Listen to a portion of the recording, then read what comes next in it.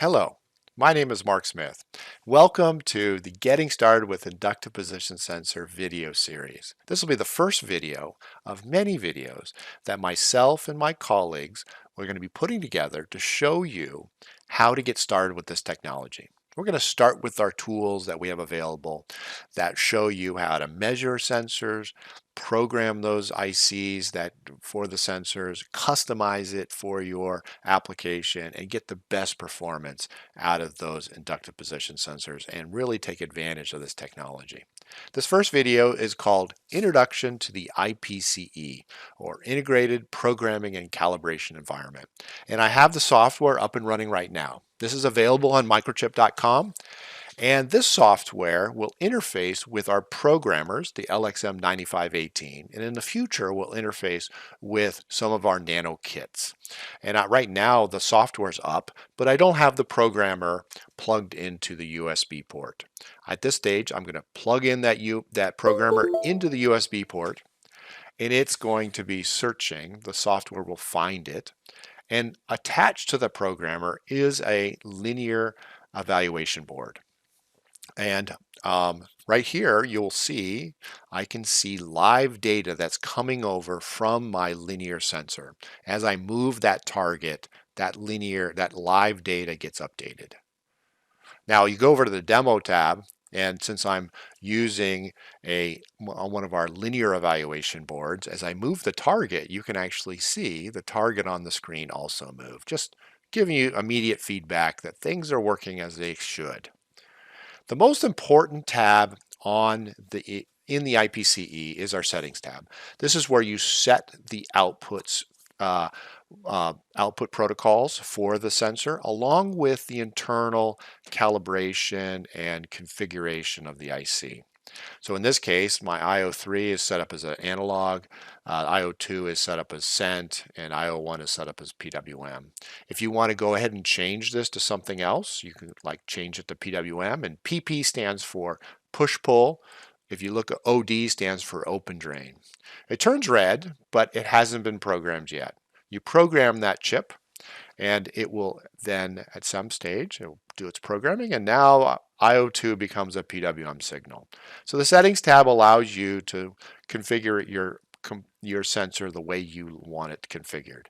There are tooltips on each of these inputs that give you clues on what is needed for each of the particular settings. The goal here is that you don't have to access the datasheet. You can get it and do it right here from the tooltip. The next tab is our measurement tab, and this is where you can measure sensor output and collect it in order for us to do analysis on that. And so the way you'll do it is just go up here and start capturing data. Now I have the target in a fixed location, so it's going to go ahead and capture it.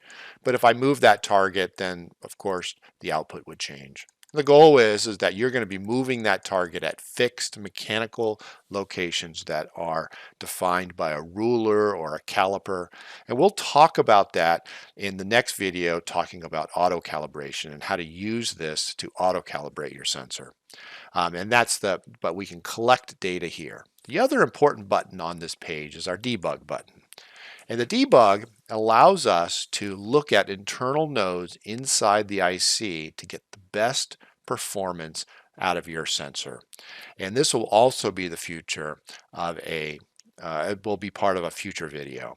And it shows, like here, it shows sine and cosine outputs along with our oscillator and the output signal along with a radius signal, which is part of our AGC loop.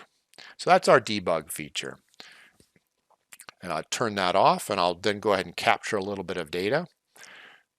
And I can start capturing data, and you can see it gets plotted there on the screen. I'm just using my hand to move the target, so the linearity does not look good. As I move over to the analysis tab, it takes that data that's shown on the measurement tab, and it actually does this behind the scenes using this Excel file, which is called bench.xlsx. It's also in one of the directories, and it's where that data gets stored. But in general, you won't have to use that unless you want to collect data yourself from another mechanical setup or bench setup. In that case, you can then load the data into this analysis tab from your own data file shown right here. Now, there's going to be some important steps, and we'll talk about how to auto-calibrate in a future video. But the most important button here is the auto-calibration button. With that data, you can then click auto-calibration, and it will adjust the calibration points to get the lowest possible error associated with that performance. It's not very good in this case, but I used my hand in this case. You would be using some sort of precise mechanical location, and you'll get very good performance. So that's our analysis tab, where you really dig in and analyze the signals that are coming from the measurements that you did, either using our measurements tab or an external file. And after that, I think that is about it and wraps it up for this first video. I hope you will join us for future videos on getting started with inductive position sensors.